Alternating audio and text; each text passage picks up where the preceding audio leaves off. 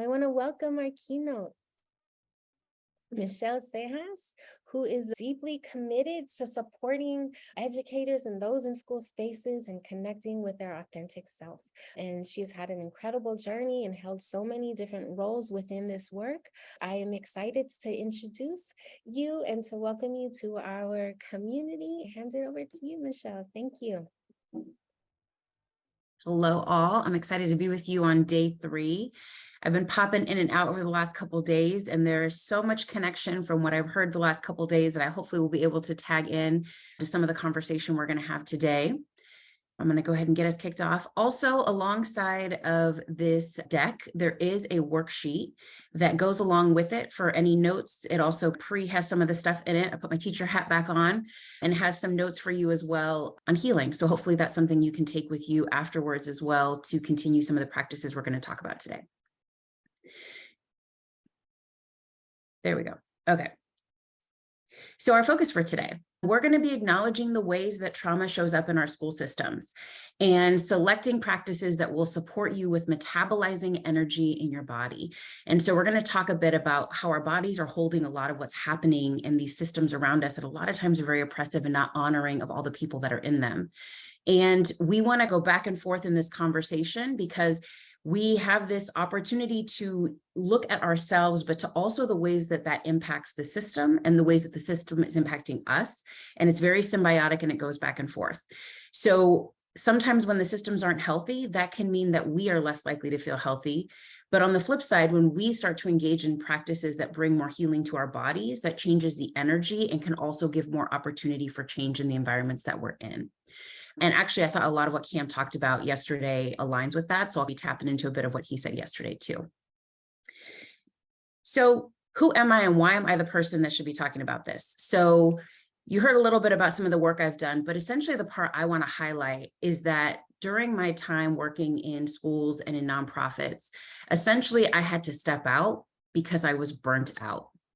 I came in ready to go. I wanted to change the system, be there for students, and do all of the things. And after 15 years of not honoring the impacts that the system and the work was having on me mentally, physically, and emotionally, I had to step out. And so for the past 7 years, I've really been stepping away and realizing what were all the ways that I was impacted by being a part of this work. What are the parts of the work that I can return to? And what are the parts that just don't serve me anymore? And I now support other educators and people who are serving youth to figure out what it means to honor the impacts that the leadership that they have has on them and also on the system so that folks sustain longer. Because that's the thing. We need you all to be in this work for the long haul. We can't just pop in for 2 years and disappear and expect change to happen. We really need folks to stay in this work. And so hopefully with the conversation we have today and some of the practices that you learn, they will become part of your way of being able to sustain in this work so that we can see change over the long haul. And also they're just practices that are healthier for you in this space and also for your students and the folks that you work with. So we're going to be talking a lot about the body today. And so I want us to understand why we should focus on the body. And you'll notice I referenced some trauma specialists here, and their names have been mentioned over the last couple of days. So I love that there's a lot of connection again in what folks have been talking about. So we're focusing on the body because traumatic symptoms are not caused by the event themselves. They arise when the residual energy from the experience is not discharged from the body. This energy remains trapped in the nervous system where it can wreak havoc on our bodies and our minds. Trauma drains us. It takes our energy and leads to exhaustion, which means that a lot of times folks end up burning out. And I'm going to tell you right now that if you are exhausted every day showing up to your job, to the work that you're doing, we are blocking innovation. We're blocking creativity. And when we're blocking creativity and innovation, it's harder for us to actually create change in these systems that we know are not working and serving us the way that they need to. So we want to learn how to tap back into our bodies so that as a collective, we are opened up to be able to be tapped into what else is possible and not being blocked by being exhausted and just frustrated by the things that are happening around us. So we're going to be talking about what it looks like to start to figure out releasing residual energy in our bodies individually, but then as a collective. So a little more about why we need to focus on our bodies. 80% of the information sent to our nervous system, and a lot of folks have been sharing information about that the last couple of days, comes from the body. And 20% of the information to our nervous systems comes from our brains. So when we have trauma that happens, it creates a disconnection between the body and the mind. And a lot of times we want to lean into our heads and into our thinking, even when we're involved in things like therapy and coaching, all of that is in the brain and in the head.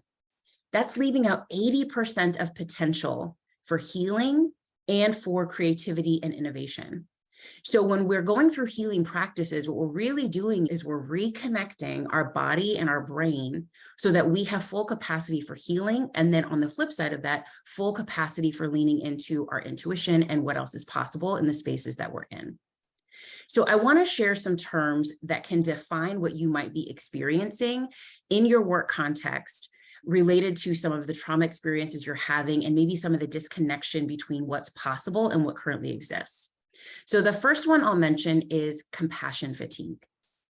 This is when stress and emotional, mental, and physical exhaustion comes from caring for traumatized individuals. A lot of us are in spaces where the folks that we are serving have not really had an opportunity to release a lot of the residual energy in their bodies as well. And when we are engaging and working and caring for them, we start to also get exhausted from taking that on. So what we want to do is figure out what it looks like to have some sort of a disconnection at the end of the day where you're not bringing everything home with you, but you get a little bit of a break. Because when you're bringing that home, again, that's just that deeper level of exhaustion that eventually can lead to burnout. So you need some separate relationships and separate environments from work and from the intensity of what you go through during the day or in the evening to be able to just be able to relax and let your body and your mind kind of release some of what you've been taking on. So some of this could be maybe, I don't listen to the news at home in the evening. Maybe there's some soft music you want to play. Maybe you want to dance. Maybe you don't take any more phone calls after a certain time. You dedicate your time to hobbies. What is something that you can start thinking about that is a way that you can transition yourself from the impact of those you've been serving all day to actually being able to just be and enjoy yourself and what you enjoy. So that way you actually have an opportunity to have a little bit of disconnection so that your body is able to recover each day. The next term I'll reference is empathic distress. And this is when we feel so deeply for those that we serve, but we also know that when we've done all we can, that sometimes there's still going to be suffering. So we're providing all of this energy and this care for people, and it just never feels like enough. And we're starting to realize I can't do all things for all people. And we start to feel potentially a loss of influence, of ability to create change.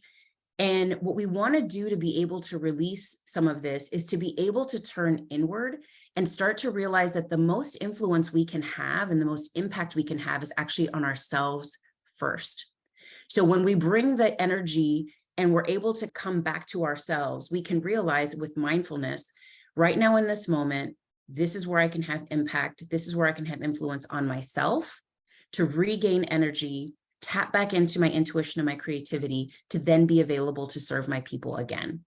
So mindfulness practices that will disrupt this past and future thinking where we're flopping back and forth, but help us to just stay grounded in where we're at right now, can help us to relieve a bit of the suffering that we can feel alongside those that we serve.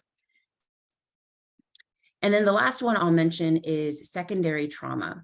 And so this is when the trauma that we experience actually comes from serving others who are traumatized and when we're supporting them. So we not only hold our own personal experiences, but we start to hold the personal experiences of those around us as well. And I know that this was a big one for me as an educator, is that sometimes I would be showing up to the school day with my own personal stuff that maybe it happened with family or with friends in outside context. I'm bringing all of my own personal stuff into the room.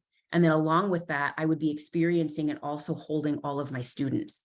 And so it becomes the secondary trauma on top of my own personal one, and that could make it also overwhelming. And again, that's where we end up having burnout at a faster rate because we just don't know how to start to metabolize and release all that we're holding. So I want to pause there. That was a lot of information. And I just would love for you to pop in the chat, of those three terms, which of those are you relating to right now? And as you think about the one you're relating to, what's it bringing up for you that maybe is leading to some exhaustion or some burnout for you? So I'll just pause for a second. What are you relating with from this so far? And what's it telling you about what maybe you're needing right now? Yeah, there's this duality of trying to transform a system that's built to exclude while you're trying to actually include people. Yes, boundaries are an important part of this. When you're trying to figure out what it means to transition in and out of these workspaces and personal spaces, how do you set boundaries that protect your energy so you have an opportunity to metabolize and heal while then preparing yourself to come back again? And yeah, I want to honor folks are saying it's difficult. It very much is, but there are still practices and resources that we'll get into that make it possible.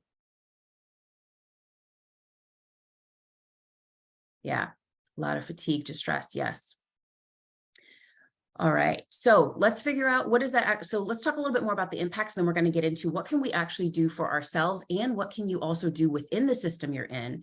I really loved yesterday in Cam's keynote how he talked about the importance of that small team of educators that really worked together to support each other to slowly start to change the conversation in the system around them.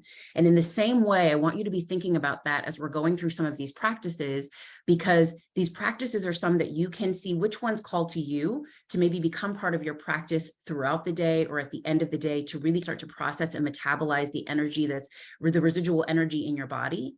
But then how do you also think about how that can become something that's a small group? That's your students, that's a team that you work with. And eventually, could it become practices of actually your whole organization to bring more healing to the space, to open up the idea of creativity and innovation so that you actually can be leading change in the system that you're in? So let's talk a little bit more about these impacts. So as I mentioned before, one of the impacts is disconnection.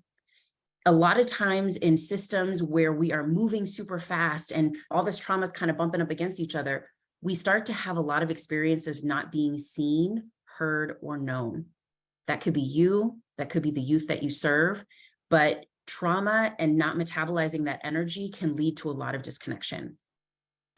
Blocked access to your intuition. We are losing that connection between our brain and our bodies, and that means that we're also not able to trust ourselves anymore. A lot of times in these systems, we start to lose trust of self, which means that then we're not using our voice as much. It could mean that we're not trusting our instincts of what we need, what our students need. And so we want to be able to come back to our intuition again. It can cause us to shut down and become hypervigilant. We don't trust each other anymore. Trust is lost, and we tend to lean more towards distrust in the environments and the relationships that we have. And we need to trust each other to be able to actually try big, ambitious new things and to create new environments in the systems that we're in. So we need to bring back trust to be able to do that. It also narrows our ability to see new possibilities. Again, we're so focused on the day-to-day because that's the best we can do when there's all this other possibility out here and there's these dreams and these visions of the future over here, but we're stuck here because we're just trying to get through the day-to-day. We can start to become really irritable, anxious, frustrated, or angry. And so part of metabolizing this energy is also allowing us to experience more emotion, to have a multitude of experiences, and to not just stay stuck in this frustration that's coming each day and not getting a place to release, so that more is possible for us each day. Decreased empathy.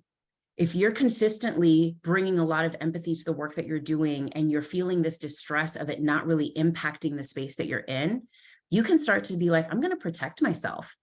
And I'm going to protect myself by actually reducing my empathy for the folks that I serve and for the folks that I work with. And we don't want that to decrease and disappear. We just want to figure out what it looks like for us to be able to engage together in honest conversation about the impacts that the work are having on us and how we can collectively metabolize the trauma and the experiences that we are having to create something new for our students and for ourselves. And then isolation, wanting to do things alone. I used to always hear people say, I'm going to guess it's probably still a popular term, like they're their own island. Maybe the person who goes in and closes their office and just their protection is actually just, I don't want to engage with other people. And that's how I'm protecting myself. We start to go into a lot of very protective behaviors, a lot of protective ways of being, consciously or subconsciously, because ultimately our nervous system, our bodies are wanting us to just survive day to day. But what we want to get to is that we're not just surviving in this work, but we're thriving. And that's what allows us to sustain. So surviving in your work is always placing others first and prioritizing work over self. Thriving in your work is caring for yourself first by metabolizing your energy and then intentionally serving others. Again, this is not just about getting through the day. This is about a vision for your long-term purpose in this work. What brought you here? What keeps you here? What's possible for the impact that you can have individually and collectively over the long haul in the work that we do to serve youth? And the way we get to that place of thriving is when you start to be very intentional about turning inward, taking care of yourself first, so that then you can turn out and then be collectively supporting others, collaborating, being creative, and starting to truly see what change is possible in the spaces that you're in. So again, that's part of that piece of going in and out, caring for the individual, knowing that it's not only in service of you, but in service of being able to transform systems later. So I want to give you some tactical pieces to be able to do that. So the first is, when it comes to these feelings, these experiences that we've had, we want to make sure that we start off by actually acknowledging that these things are happening. Sometimes we're spiritually bypassing ourselves by day to day, just being like, I'm okay, I'm fine, I'll be okay tomorrow. It'll all be different tomorrow. But we're actually not acknowledging that something has happened, whether it be an individual experience or a collective of experiences that you've had that are impacting you and that have left some heavy energy in your body. So first off, let's just acknowledge that this work is hard and that we also still want to be here. And so we want to engage with it in some way. So the first thing we want to do to acknowledge it is to actually honor that the experience is real. So going back to those terms, compassion fatigue, empathic distress, secondary trauma, maybe part of it is just having language. So maybe that helps you to have some language. Maybe it's just being able to actually tell your story to somebody and they be like, that is true, that happened to you, that was not okay. So what you've experienced is real. If you are having a reaction in your body, if it is still sitting in your mind, it is real. So first of all, let's just acknowledge that. The second part, after you honor that what you're experiencing is real, is to begin the process with a safe person in a safe space. Who is the person or the people that are available to you that will validate your experiences and support you in figuring out what comes next? You can openly share what you have felt, where you're feeling it, and how it's impacting you. Because remember, part of the disconnection is when we don't feel seen and heard and felt. So we want to have a person that helps us to feel seen again, where we can actually talk about what we're feeling and what's impacting us. And then that person can help us to also identify, how do we want to release the energy that we're holding? And maybe this is a person that you may actually ask to hold you accountable to actually go through a process of releasing. And so they're going to follow up with you later to see how you're doing and what you need. And in the worksheet that goes along with this, and I'll share a little bit at the end, I share with you, I think it's like 12 practices from Resma Menicum about how you can actually process and metabolize the energy that's in your body. So maybe that's a worksheet that you share with this person, if this becomes your safe person or this safe team of people. Hopefully at some point, a safety within your organization, where then you not only acknowledge together, but maybe that's a resource you pull out to then select from there. Here's some ways that I want to go ahead and also take some time to release energy. Check in on me tomorrow to make sure I did the 1 or 2 exercises that I said I was going to do. So some ways to actually process. So you've acknowledged that something has happened and it's real, and you've had an opportunity to be seen and heard by a fellow colleague or a team of folks. And the next part we want to do is, what is a healthy way to process, to reconnect mind and body and just renew my connection to my purpose, why I'm here, the work that I do, and what keeps me here. A lot of times we have learned survival mechanisms. So, you know what? I'm going to go to happy hour. And first off, trust me, I love a happy hour. I am not going to happy hour. But are you going to happy hour and that's the end of the processing? Or is happy hour one piece, but you're still also figuring out other ways to metabolize energy? Am I going to zone out and pop on Amazon and just start buying a bunch of things because zoning out on my phone and shopping is just a way that I can get through the rest of this afternoon? What are the ways that we are currently thinking that we're processing, but in actuality, we're suppressing? So when I say process, this is not only just talking to somebody else and just feeling good in the moment, but actually taking the time to connect with your mind and your body long-term to feel good. So we want to process, not suppress. So what does that look like? First is we want to focus on not just removing stress, because stress is a part of our life. It's not going to go away because you do some exercises with breathing and moving the body. But what we're doing is we're increasing our body's ability to manage stress. Because as you become super innovative and creative again, and you start tapping back into your intuition, you're going to start coming up with some big dreams of what's possible. And that means you're going to be creating change. There's going to be opportunity for transformation. Your body is still going to feel some level of stress within change and transition and transformation.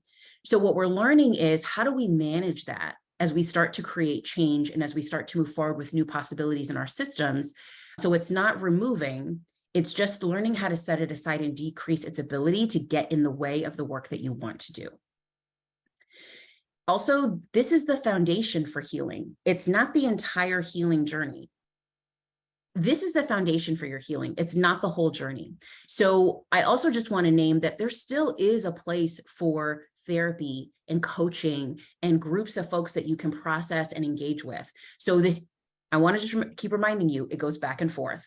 I spend time individually caring for myself, metabolizing the energy within me so that then I am available to engage in conversation and to be with other folks and to be able to share energy. So processing energy in your body individually is the foundation for healing, but it's not the entire journey. I just want to keep reminding you of that. It's in service to the larger possibilities in the whole. So let's go deeper with that. Why should we be doing this with other people? Partly it's because trauma is experienced, especially for a lot of us in youth serving spaces. We aren't the only ones who are experiencing trauma. It's probably a collective experience, whether it's amongst you and your coworkers, or maybe amongst the students or the youth that you serve. And so if we are experiencing within this system trauma, then it makes sense for us to also collectively in the space also be creating healing together. So what you're experiencing is not individual to you. So let's not make the healing only about you, but let's figure out how to differentiate it for you, which is the next part. So we're all experiencing the impacts of the ways of the work that we're doing differently. So also, I shouldn't expect that thing happen, but I feel fine. So we can just move on. Maybe you feel fine, but trauma is unpredictable. Another person may be having a completely different, stressful, painful experience. So when we learn how to metabolize individually, we also want to make sure we just learn to start creating spaces collectively for us to come together and have conversations about the impacts it's having on each of us individually. This is part of that differentiation piece, right? We differentiate for our students, we got to differentiate for our healing as well. So what are your multiple ways of engaging for self, but then providing safe space to know that others are going to need something different to be able to metabolize for themselves as well. So you're learning how to do this for self to also be able to use that energy to create safe spaces for others so we can heal together.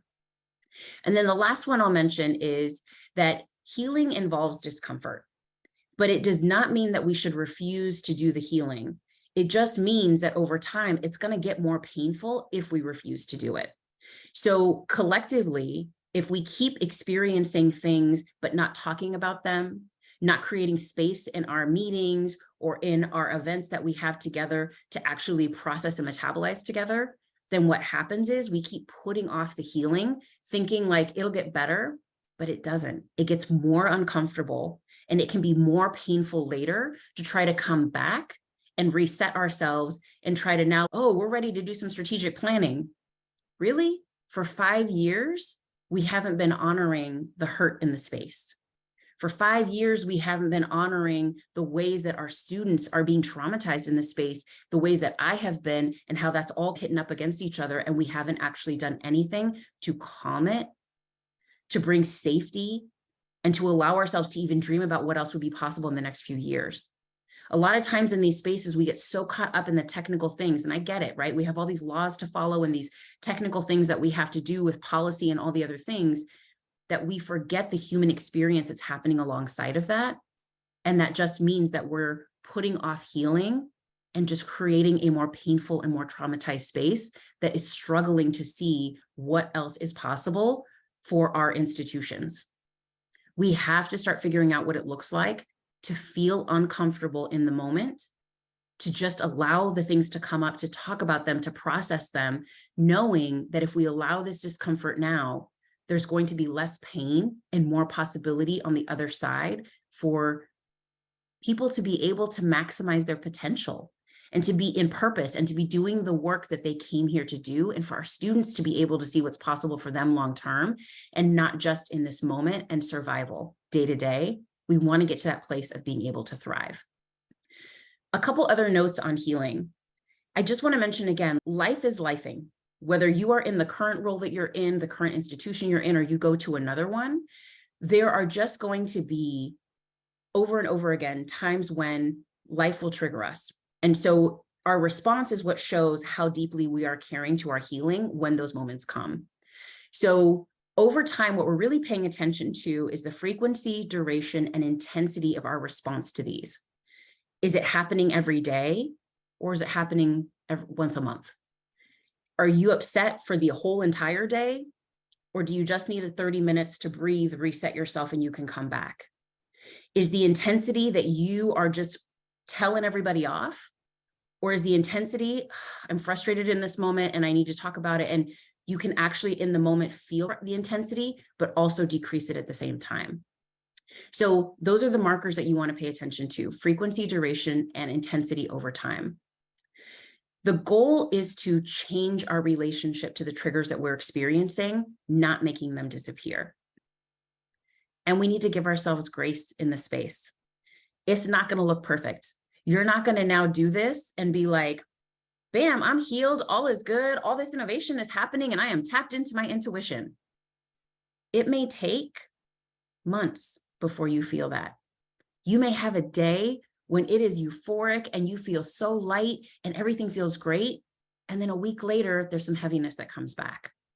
Give yourself grace and space to know that you are a human being who is going to continue to experience life, and it's not straightforward and it's not one and done. So some days are going to feel awesome in the healing and you're going to feel so much lightness. And some days it's going to be hard to convince yourself to actually spend some time metabolizing traumatic energy. And that's okay. That's part of the experience.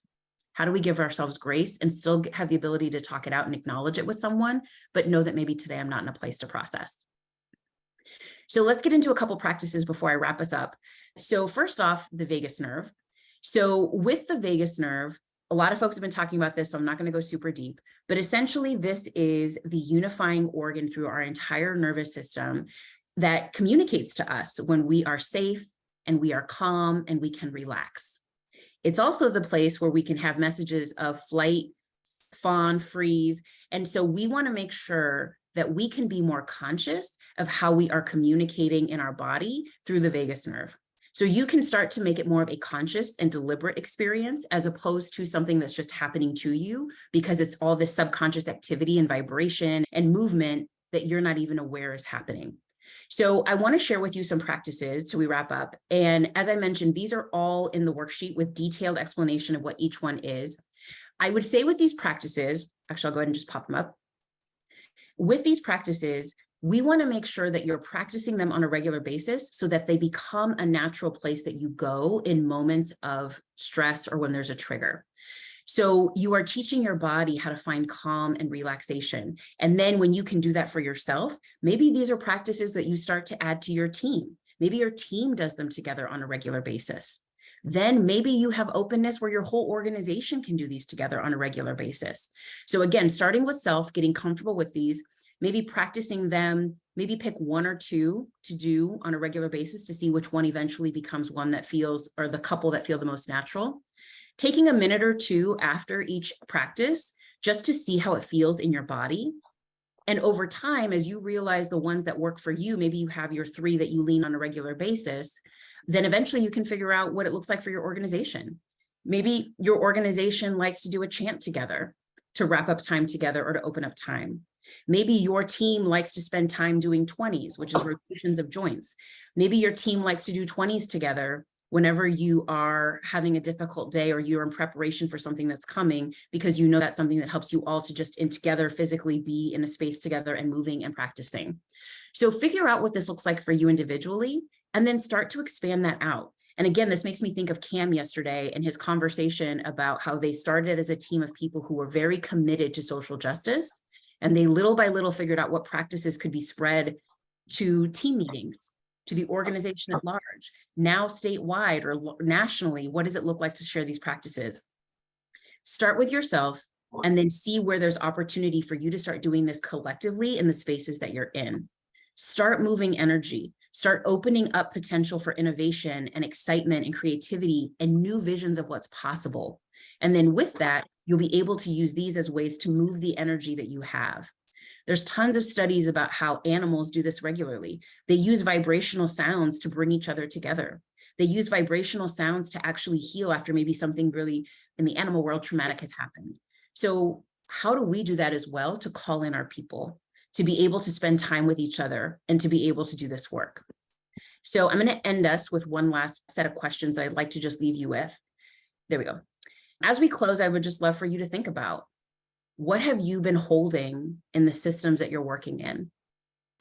How do you want to acknowledge what you've been holding? And after